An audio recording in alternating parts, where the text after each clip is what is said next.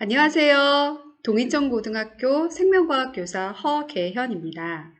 선생님들께서도 이미 알고 계시겠지만 블렌디드 수업이란 같은 공간에서 학생들과 얼굴을 마주하고 하는 대면 수업과 그렇지 않은 원격 수업의 장점을 결합해 수업 효과를 극대화하는 수업을 말합니다.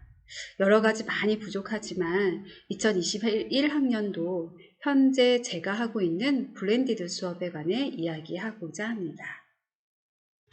한 해 한 해가 지날수록 교사 중심 수업에서 벗어나 학생들에게 배움이 있는 수업 활동을 어떻게 하게 할 것인지에 관해 고민이 깊어집니다. 과거에는 내가 설명을 이렇게 잘했는데 설마 못 알아듣겠어? 라는 생각을 많이 했었어요. 하지만 실상은 설명을 아무리 잘해도 못 알아듣는 학생들이 많더라고요. 그래서 교사의 개입을 최소로 하고 학생 중심 활동은 최대화하려는 수업 디자인을 여전히 고민하고 있는 중입니다.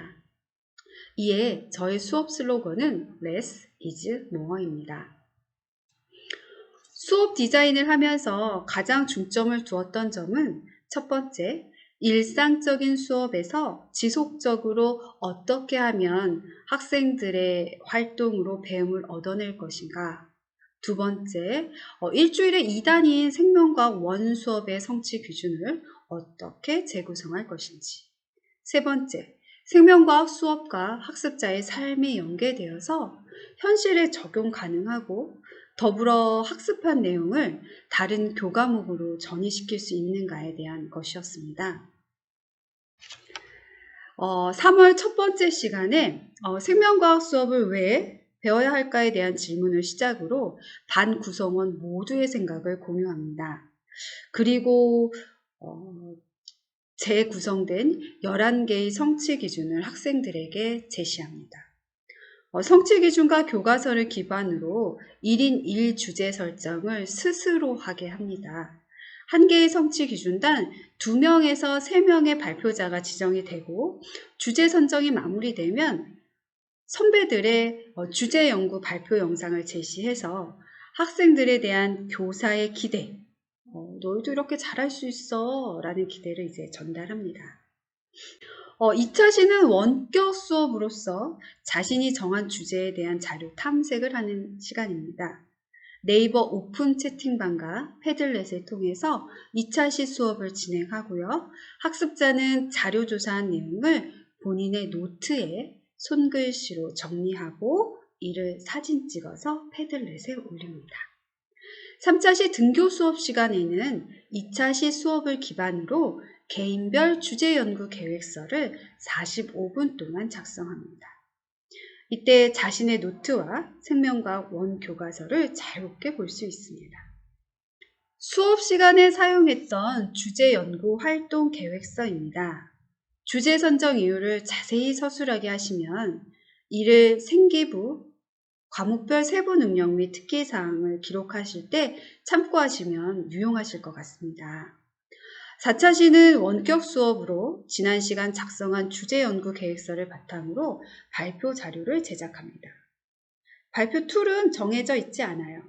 최소 3분 이상 4분 이내의 발표 자료와 1분 이내의 관련 동영상 첨부를 기준으로 제시합니다. 완성된 주제 연구 발표 자료는 패들렛에 올립니다. 5차 시에서 8차 시에는 등교 수업 시 주제 발표가 이루어지는 시간입니다. 학생 간, 학생 교사 간, 상호작용과 피드백을 위해서 한 사람의 발표가 끝나면 포스트잇에 질문을 작성하게 하여 칠판에 붙였습니다. 지금까지 제가 사용해 본 패들렛의 장점은 학생 개인별로 한 학기 혹은 1년 동안 학습한 과정을 누적할 수 있고요. 또 이 누적된 학생 개인별 자료를 바탕으로 기반으로 해서 수행평가와 생기부 작성 시 많은 도움이 되었습니다.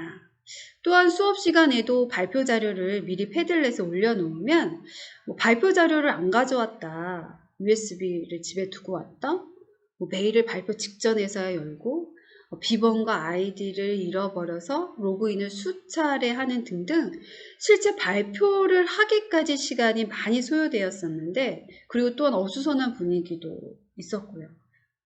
근데 패들렛을 사용한 후에는 바로바로 발표 자료에 접근할 수 있어서 접근성이 뛰어났고요. 그래서 시간 절약도 되고 또 어수선한 분위기도 사전에 방지할 수 있었습니다.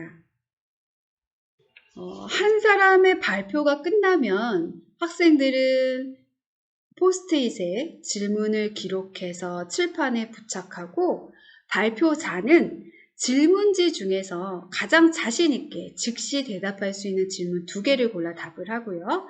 나머지 질문지는 집으로 가져가서 손글씨로 답을 적어 저에게 다시 제출했습니다.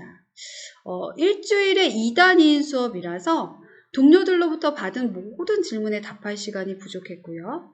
또 발표자에게 본인이 선택한 주제에 대한 복습 및 심화학습을 유도하기 위해서 질문지를 집으로 가져가 완성할 수 있도록 했습니다. 교사가 질문지에 관해서 발표자와 1대1로 피드백하는 과정을 통해서 학생들과 좀 더 가까워진다는 느낌을 저는 많이 받았거든요.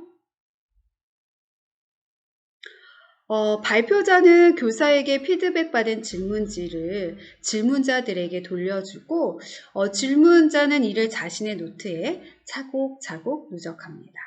평균 한 학생당 10개 내외의 질문지를 돌려받아서 자신의 노트에 붙였어요.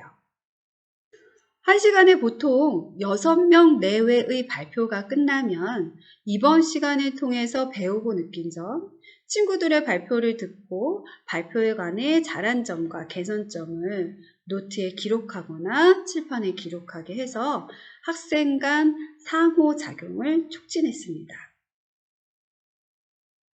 다음은 주제연구 수행평가 채점 기준표입니다. 주제연구 계획서와 주제연구 발표를 합해서 총점 20점으로 구성된 수행평가이고요. 주제연구 활동을 진행하면서 학생들의 발표 역량 차이가 아주 크다는 점을 다시 한번 실감했습니다. 친구들과 눈 한번 못 마주치고 발표 자료를 줄줄줄줄 읽기만 하는 학생에서부터 자신의 끼와 역량을 최대로 발휘하는 학생까지 발표 역량의 차이가 아주 크더라고요. 그리고 최소 3분 이상의 발표라고 몇 번을 반복해서 이야기를 해도 이 조건을 충족시켜서 발표하는 학생 비율이 약 50% 내외라는 점 등은 저에게 또 다른 과제를 남긴 것 같습니다.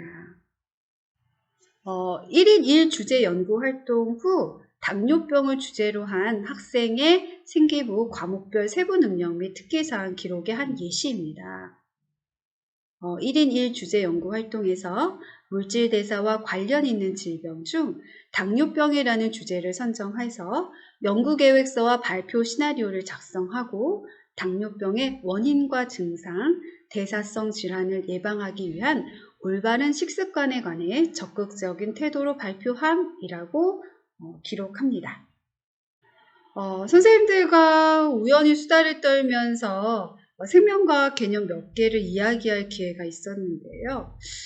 선생님들께서도 많이 어렵다고 말씀을 해주셔서 요즘 저의 고민은 귀납적, 연역적 탐구 방법이라든지 원심성, 구심성 신경 같은 어려운 생명과학 개념들을 어떻게 하면 학생들에게 쉽게 다가가게 할 수 있을까? 설명할 수 있을까?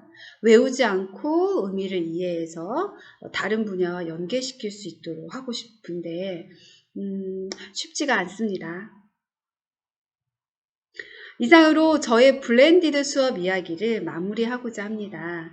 여러 가지로 부족한 저의 이야기를 끝까지 경청해 주셔서 감사합니다. 현장에서 오늘도 고군분투하시는 선생님들, 건강하고 행복한 하루 되시길 바라겠습니다. 감사합니다. 안녕히 계세요.